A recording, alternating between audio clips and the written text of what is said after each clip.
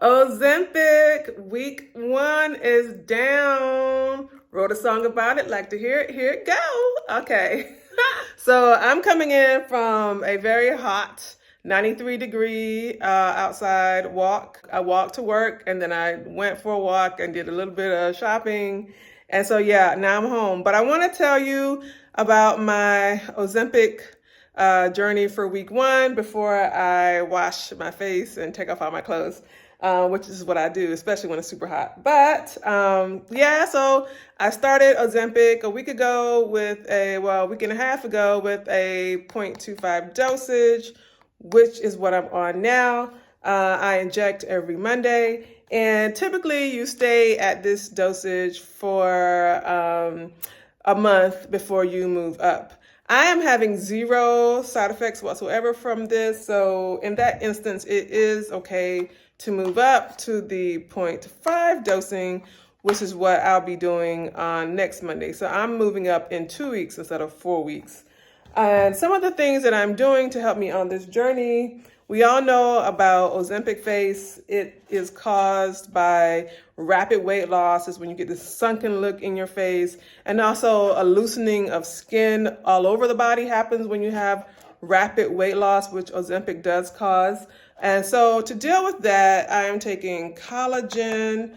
I really like this collagen in particular because it has magnesium, it has bromelain, resveratrol, and a good amino acid blend. So it has a lot of the, stay young forever type things that I would normally take, especially the magnesium, which you need when you're dieting because you don't always get all your nutrients when you're calorie restricted. And to help with that also, I drink my mineral water, especially because I am walking so much and it's super hot. I need my potassium, my sodium, and my magnesium. So that helps keep me from getting nauseous, which is a side effect for Ozempic. Fortunately, I haven't had to deal with that, but it does happen to a lot of people. And I think it's because I keep my mineral water on deck. It's the first thing I drink in the morning. I drink it all throughout the day.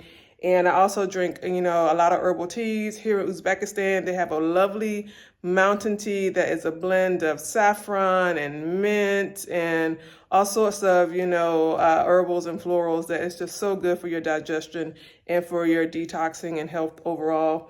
I take NAD+, which I always take. This is so good for cellular regeneration, which is what makes you start aging, is when your cells start to die off quicker than they can be replenished. NAD+ is really good for that. I take vitamin D3, which is also really good when you're calorie restricted. And also as you age, you really start to see the effects of low vitamin D. It affects your hair, your nails, your mood, everything, your joints, your skin. So keeping your vitamin D strong is important. And I am taking a thermogenic fat burner, which is not really needed for most people that are doing Ozempic. But I've never been a slow and steady wins the race kind of gal. I want this weight off of me. So, this has the usual suspects, the caffeine from the green tea, the acai, the garcinia, the apple cider vinegar, kelp powder, all those things to help with your, hunger, mood. And the last thing that I'm doing is I'm doing a metabolic reset. So I did a 48-hour fast last Saturday. So that meant nothing but black coffee with nothing in it, and mineral water for 48 hours. And then I've been doing protein only for the past 5 days. And I will continue doing protein only for 2 weeks. And when I say protein only, I'm talking about meat and seafood, mostly salmon, eggs, boiled eggs, scrambled eggs, using only olive oil, beef, but beef sparingly. I've only had beef one time. No pork. Not that pork's off the table. Pork is just really hard to get here, almost impossible. What else have I gotten? Some chicken. Chicken is my least favorite meat, so not a lot of chicken. Shrimp. Lots of shrimp. Shrimp is my favorite because it's pure protein and no fat. So anyway, salmon, beef, egg yolks, egg whites sometimes. Sometimes I just do the egg white if I only need a protein boost and I've had enough fat for the day, because you don't want to overload with fat. So, just being mindful that you're meeting your macros when it comes to your protein intake. I need about 90 grams of protein a day, which is quite a lot. And I'm still trying to monitor my calories and my fat. So 0 carbs. I'm not intaking any carbs. So no vegetables, no grains, no nuts, no seeds, no carbs whatsoever. And one may think that that can be detrimental to your health, but it's fine in the short term, especially for a person like me who's always been a very conscientious eater and has always been very good about supplementation. You build a reservoir of nutrients in your body, so you don't actually have to constantly replenish if you have had a really good diet. And since you are fat adapted, your body is actually pulling from your fat reserves at this stage. So you can actually do protein only for a month or so if you can handle it. I don't really want to do it for more than 2 weeks because I love food and I want to have a more balanced diet. So in 2 weeks or so, I'll probably start introducing greens and veggies, low starch veggies back into my diet, but we'll see how it goes. If I can handle to extend it a little longer, I will. The main thing is that I am trying to get rid of my cravings, which I have. I don't have any more sugar cravings now. I haven't for the past few days. Get my body in a fat burning state, which it is. The thing about the fasting is that that's the reason that I did that. I wanted to flush out all the carbs quickly so that my body would start burning fat within a day. And because I've done keto before and I've done weightlifting before and I know how to manipulate my body because I've done it before, especially when I was really into fitness, I know these things and I know what kinds of supplements to take to keep me from getting sick and to keep me from having a backlash. In terms of fitness, I'm walking like crazy. Like I said, I walk to work, I walk home, I walk everywhere just about that I go.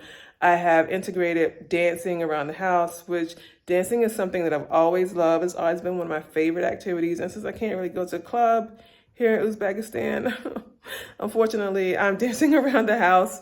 Also doing more bowling. There's a bowling alley down the street. It's really good for mobility. It's really good for core strength, for helping you with balance. There's a lot of explosive movements in bowling as well. So bowling is not going to make you lose a ton of weight, but bowling will help you be stronger and more fit overall. So it's definitely a good activity to have.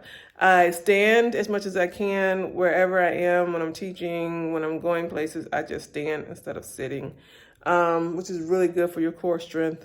And I think in about a week or so, I'm going to start adding in some more resistance activities. I did bring resistance bands with me, but, my body's going through a lot of changes with, getting into this keto state. And, it's a jolt. I'm on Ozempic. I am eating protein only. I'm eating less. I'm walking a lot. So you don't want to have to pack it all on at once. And although strength training is essential, it can wait a little bit. We're taking baby steps here. My main focus was to get the fat off as quickly as possible and start burning it. So that's what I have prioritized. And I don't want to lose muscle, so which is why I'm making sure I keep my protein intake up. I don't want to be skinny fat and flabby. And that's something you really got to worry about once you have been big, is that when you lose the weight, what's going to happen with this skin. So yeah, the strength training I will add in about a week or so. I have resistance bands with me, and there is a gym, actually a women's fitness center right behind my building. So I probably will start taking classes there next month. And in the meantime, I'll be using YouTube videos to help me get started.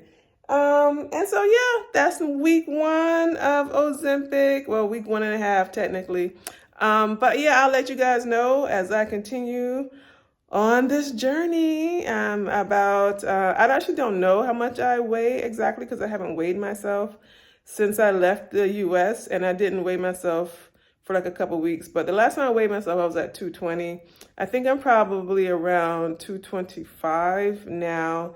So I don't have any way to weigh myself here. I probably will just go by my body measurements and how my clothes fit me, which is actually what makes sense to me because as a person that does have a lot of muscle mass, I tend to be on the heavier side anyway, even when I'm technically leaner, just because of the way that I'm built. So I will focus on my measurements, especially my hip to waist ratio, because that's when you know you got too much visceral fat and that's what gives you heart attacks. So yeah, we'll see. But again, I keep you guys posted. Deuces.